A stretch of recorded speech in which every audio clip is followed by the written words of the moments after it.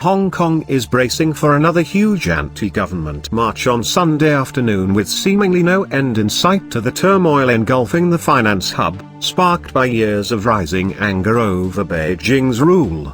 The city has been plunged into its worst crisis in recent history by weeks of marches and sporadic violent confrontations between police and pockets of hardcore protesters. The initial protests were lit by a now-suspended bill that would have allowed extraditions to mainland China. Democratic reforms, but they have since evolved into a wider movement calling for democratic reforms, universal suffrage and a halt to sliding freedoms in the semi-autonomous territory. In a city unaccustomed to such upheaval, police have fired tear gas and rubber bullets while the parliament has been trashed by protesters, as Beijing's authority faces its most serious challenge since Hong Kong was handed back to China in 1997. Sunday's rally, which will follow a now well-trodden route through the main island's streets, will be the seventh weekend in a row that protesters have come out en masse. Hardcore protesters generally, the marches have passed off peacefully but are followed by violence between riot police and small groups of more hardcore protesters.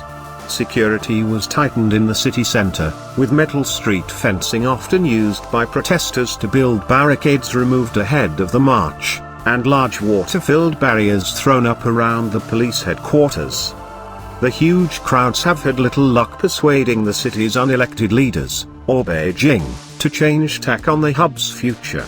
Under the 1997 handover deal with Britain, China promised to allow Hong Kong to keep key liberties such as its independent judiciary and freedom of speech.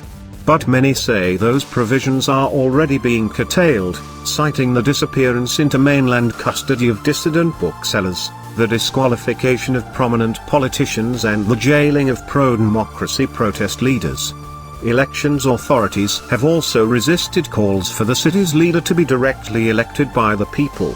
Protesters have vowed to keep their movement going until their core demands are met, such as the resignation of city leader Carrie Lam, an independent inquiry into police tactics, amnesty and a permanent withdrawal of the bill. They have also begun calling once more for universal suffrage.